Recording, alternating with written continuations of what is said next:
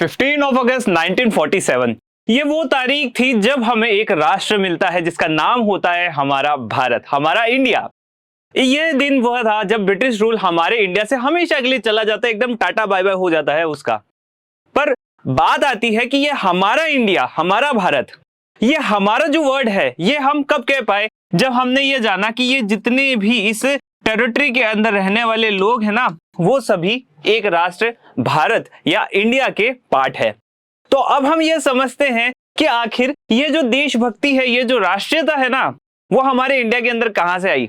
आखिर हमारे इंडिया के अंदर ये नेशनलिज्म कैसे आया, कैसे हमारे इतने डिफरेंट लोगों को लगने लगा कि हम डिफरेंट नहीं है, हम एक ही हैं, हम एक ही राष्ट्र का पार्ट है।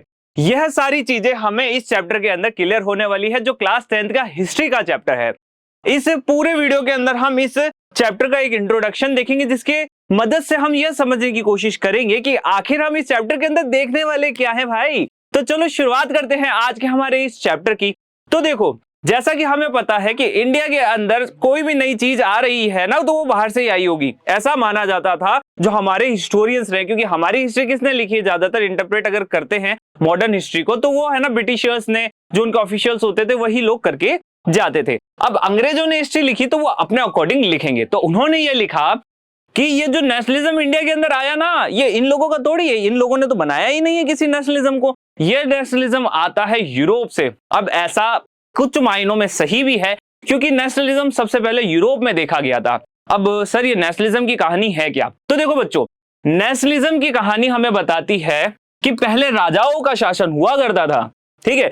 अब लोगों को लगने लगा कि इन राजाओं को तो हटा के यहां से टाटा बाय बाय कहना होगा, और हमें है ना ये सारे डिफरेंस हटाने होंगे, ठीक है। और डिफरेंस हटा के हमें एक नेशन को बनाना होगा। कैसे? तो देखो, जैसे कि ये एक कंट्री है, इस एक कंट्री को कंट्री कैसे बनाया होगा? पहले है ना कई सारे छोटे छोटे राजा यहाँ पे राज करते होंगे, ओके। अब लोगों ने क्या किया कि ये राजपाट है ना सारा हटा दिया कि चलो ठीक है बाय बाय, खत्म राजपाट। अब राजपाट खत्म हो गया, अब लोग खुद आ गए, तो लोगों ने बोला कि राजपाट तो खत्म हो गया, अब एक काम करते हैं ना कि हम इस पूरे एरिया को एक नेशन बना देते हैं, एक कंट्री बना देते हैं, ठीक है। तो लोगों ने उसको कंट्री बना दिया, और ऐसे लोगों के प्रयासों से ही सामने आता है नेशन स्टेट। तो यूरोप के अंदर सबसे पहले नेशन स्टेट बनते हैं, वहां के लोग राजाओं के शासन को हटा के उस टेरिटरी को एक साथ लाते हैं, वहां पे एक रूल लेकर आते हैं खुद का, डेमोक्रेसी का, और वह बनाते हैं एक नेशन स्टेट को। तो यह कहानी थी नेशनलिज्म की। अब देखो, जैसा कि आपको पता है कि आपके पड़ोसी अगर कार लेकर आता है तो आपको भी लगता है कि कार लेके आनी है, ठीक है। आपका कोई फ्रेंड लेट्स सपोज है ना न्यू साइकिल लेकर आ गया, तो आपको भी लगने लगेगा कि नई साइकिल तो लानी पड़ेगी, वो लेकर आ गया यार। तो ठीक उसी तरीके से यूरोप में भी धीरे धीरे ये नेशन स्टेट, मतलब लोगों को लगने लगा हमें राजाओं का शासन हटाना होगा, हमारा शासन लाना होगा। धीरे धीरे लोग जो है अपने यहां से राजाओं को हटाने लगे, और यह जो आइडियोलॉजी थी नेशनलिज्म की, नेशन स्टेट की, ये फैलने लगी, और इतनी फैल गई कि यह पहुंच जाती है इंडिया तक। अब इंडियंस को यह चीज पता पड़ती है कि यूरोप में ऐसा हुआ था, यूरोप के जो लोग थे ना, उन्होंने एक साथ लड़े, राजाओं का शासन हटाया, जो भी उनके ऊपर शासन चल रहा था उनको हटाया, और खुद का शासन वो लेकर आ गए। इंडियंस को लगा अरे वाह मजा आएगा, हम भी करके देखते हैं। तो इंडियंस ने भी यह प्रयास शुरू कर दिए। अब इंडिया जो था वो एक कॉलोनी था ब्रिटिशर्स की, कई और भी कॉलोनीज जरूर थी ब्रिटिश की, ठीक है। अब यह जो नेशनलिज्म का प्रोसेस है ना, ये ऐसा नहीं है कि हाँ आज मन में आया और कल अपन ने एग्जीक्यूट कर दिया, कल एक नेशन बना दिया। अरे भाई, हमसे यहाँ 2 मिनट में मैगी नहीं बन रही है और आप बना रहे हो राष्ट्र को। तो ऐसे में आप समझ सकते हो एक राष्ट्र को बनाने में समय लगता है।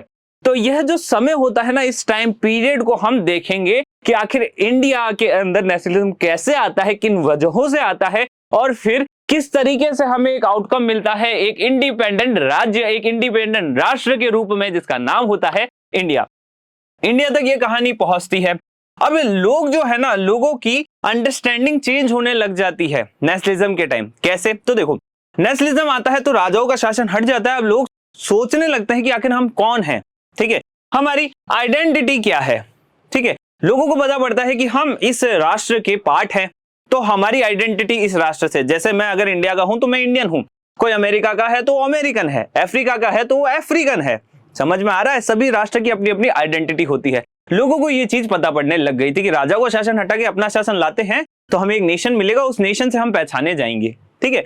अब सभी लोग इंडियंस होंगे, मैं भी इंडियन हूं, लेट सपोज मेरा कलीग भी इंडियन होगा, मेरे फ्रेंड्स भी इंडियन ही होंगे ना। ऐसा थोड़ी है कि मैं अफ्रीका से पकड़ के लाया हूं कि चलो वहां के जंगलों में घूम लिया अब यहाँ पे घूमो, ऐसा तो कुछ नहीं है ना। तो ऐसे में हम क्या कहते हैं कि हमारे जो साथी लोग दिखते हैं वो सभी इंडियंस हैं, तो हम लोगों में आता है सेंस ऑफ बिलोंगिंग। हम सभी को लगने लगता है कि हम सब एक दूसरे से बिलोंग करते हैं। अब ये जो नेशनलिज्म की भावना है धीरे धीरे धीरे धीरे स्वरूप में आने लगती है, मतलब एक है ना ढांचा पकड़ने लगती है।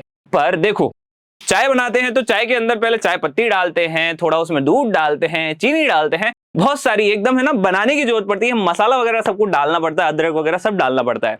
यह जो मसाले इंग्रेडिएंट्स होते हैं ना, यह काम करते हैं new symbols, icons, new songs और आइडियाज के रूप में। कैसे?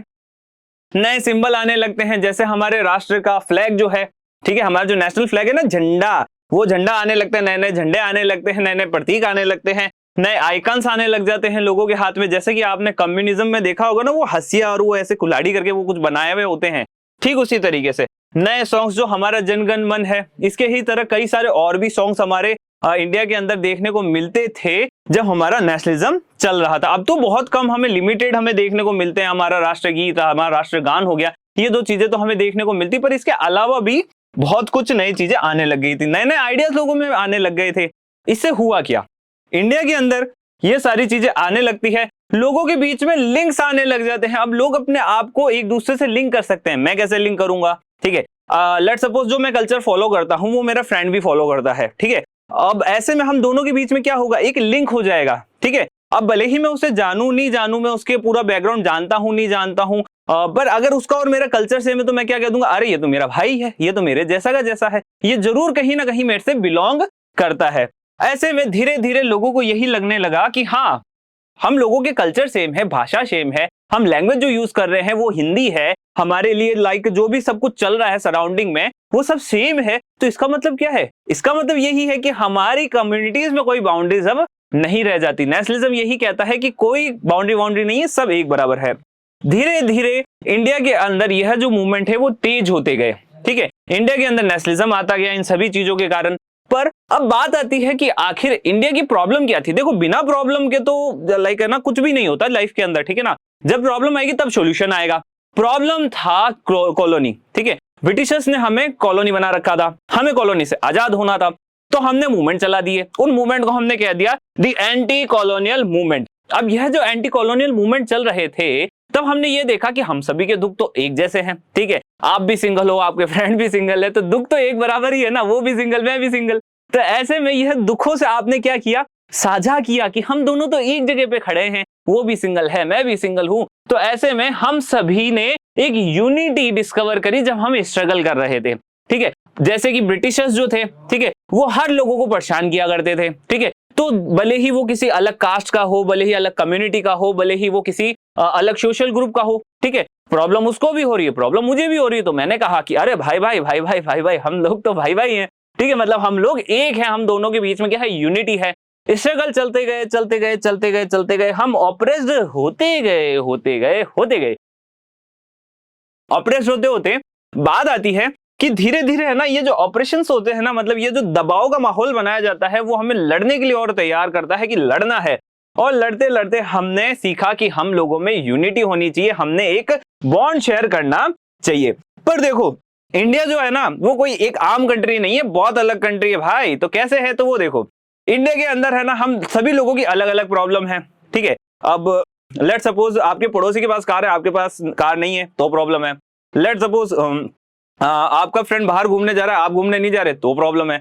तो ऐसे में हम सभी लोगों की अलग अलग प्रॉब्लम है। ठीक उसी तरीके से हमारे इंडिया में कई सारी क्लासेस, कई सारी कास्ट पाई जाती है। अब सभी क्लास, सभी कास्ट की जो प्रॉब्लम्स थी वो अलग अलग थी। तो ऐसे में उनके लिए नेशनलिज्म का मतलब भी अलग अलग हो जाता है, उनके लिए आजादी का मतलब अलग अलग हो जाता है। हमें किससे आजादी चाहिए कि हमें लेट सपोज जैसे कि इंडिया के अंदर अनटचेबिलिटी उस टाइम बहुत ज्यादा थी, ठीक है ना। तो ऐसा देखा जाता था कि वो जो स्ट्राटा है ना, वो जो वर्ग है, क्लास है, वो चाहता था कि मेरे लिए आजादी क्या है, ब्रिटिशर वाला तो है ही है, पर मेरे को आजादी चाहिए इस अनटचेबिलिटी से, ठीक है। तो उनकी प्रॉब्लम थी, तो उनको ये सोल्यूशन चाहिए था। तो हम देखते हैं कि धीरे धीरे है ना, हर क्लास, हर ग्रुप की जो प्रॉब्लम्स है सामने आती है और सभी की अलग अलग प्रॉब्लम होती है, ठीक है। सभी को अलग अलग डिमांड होती है इन चीजों से। फिर हम आगे बढ़ते हैं। तो ऐसे में इन सभी डिमांड्स को एक महापुरुष जिनका नाम था महात्मा गांधी देखते हैं। महात्मा गांधी देखते हैं और सोचते हैं, अरे ये कैसे, ये तो मेरा इंडिया है और मेरे इंडिया के अंदर लोगों को ऐसा लग रहा है कि उनकी प्रॉब्लम अलग अलग है। अरे नहीं भाई, तुम लोगों की प्रॉब्लम एक ही है। ब्रिटिशर्स, पहले उनको निकाल लो, ये तो घर का है, घर का बाद में देख लेंगे, अभी ये काम करते, ब्रिटिशर्स को निकालते हैं पहले। तो कांग्रेस की लीडरशिप के अंदर आते हैं महात्मा गांधी। महात्मा गांधी इन सभी ग्रुप्स को एक जगह लेके आते हैं कि चलो चलो चलो साइड आ जाओ, साइड आ जाओ। जैसे पीटी टीचर करते हैं ना मॉर्निंग में, एक लाइन बना के खड़े हो जाओ, तो महात्मा गांधी कहते हैं एक लाइन बना के खड़े हो जाओ, मूवमेंट करते हैं। तो महात्मा गांधी कई सारे मूवमेंट लॉन्च करते हैं इंडिया के अंदर, और उससे कहीं ना कहीं हमें देखने को मिलते हैं कई सारे ऐसे पावरफुल एग्रेशन ब्रिटिशर्स के खिलाफ जो हमने कई सारे मूवमेंट्स में देखे थे। ठीक है, अब बात आती है कि देखो हमारा इंडिया है तो ये बड़ा यूनिक है। यूनिक क्या है, हम लोगों में एक कहावत है कि दो तलवारें एक उसके अंदर नहीं रह सकती। ठीक है ना, एक जगह पे दो तलवारें नहीं रह सकती, एक म्यान में दो तलवारें नहीं रह सकती। तो ऐसे में महात्मा गांधी तो ये जानते ही थे और हमारे साथ हुआ भी ऐसे ही। अब हम लोग क्या कर रहे थे, ब्रिटिशर्स के लिए लड़ रहे थे, पर लड़ते लड़ते हम खुद लोग आपस में बीच में लड़ने लग गए कि अरे हमारी प्रॉब्लम है, अरे आपकी प्रॉब्लम है। तो हम लोग अपनी ही प्रॉब्लम्स के कारण एक दूसरे से लड़ने लग गए। हम लोगों के बीच में क्या आ गए, कॉन्फ्लिक्ट्स आ गए। अब बात शुरू होती है कि सर हम क्या इसमें लड़ाई झगड़े देखेंगे चैप्टर में? अरे नहीं लाला, देखेंगे पर छोटा सा, एकदम है ना, एकदम लुल्लू पुल्लू सा देखेंगे। ठीक है, बेसिकली इस चैप्टर के अंदर हम देखने वाले हैं first decade of the 20th century. ठीक है, फर्स्ट डिकेड देखेंगे। फर्स्ट डिकेड मतलब 1920s की कहानी हम इसमें देखेंगे। जब महात्मा गांधी भारत में आते हैं उसके बाद क्या चेंजेस आते हैं 1947 तक। यह जो है ना टाइम पीरियड 1915 से लगभग 1947 तक की कहानी इस चैप्टर के अंदर हमें देखने को मिल रही है। अब क्या क्या कहानी थी, सॉल्ट मार्च था, सिविल डिसोबीडियंस था, नॉन कॉपरेशन मूवमेंट था, बहुत सारी चीजें करी है हमने। ऐसा थोड़ी है, तो आसानी से थोड़ी ब्रिटिशर्स चले जाने वाले थे। तो कई सारी चीजें हम करते हैं। और कांग्रेस एक पार्टी हमारे सामने आती है जिसने ये सभी नेशनल मूवमेंट्स को एक साथ लाया, एक साथ उसे डेवलप किया। सभी सोशल क्लासेस के बीच में जो डिफरेंस थे उनको दूर करने की बहुत बहुत कोशिशें की गई, उनको एक मूवमेंट के अंदर लाने की बहुत सारी कोशिशें भी की गई थी। तो चलो बच्चों, आज के इस इंट्रोडक्शन के अंदर इतना ही काफी है। बाकी बहुत सारी नई चीजें हम देखने वाले हैं इसके फर्दर वीडियोस के अंदर। जो भी नए वीडियोस आएंगे सब में एकदम ये मजा आ जाएगा कि सर क्या ही बनाया है। तो चलो आज के इस वीडियो में इतना ही, इसको यहीं खत्म करते हैं। अगर वीडियोस अच्छे लगते हैं तो लाइक करें, बहुत अच्छे लगते हैं तो कमेंट भी कर दें। और सर समझ ही नहीं आया कि मतलब मजा कर दिया सर आपने, तो ललन टॉप वीडियो बना के दे दिया। तो आप इस स्कोर चाला के चैनल को सब्सक्राइब भी कर सकते हैं। आज के लिए इतना ही, थैंक यू।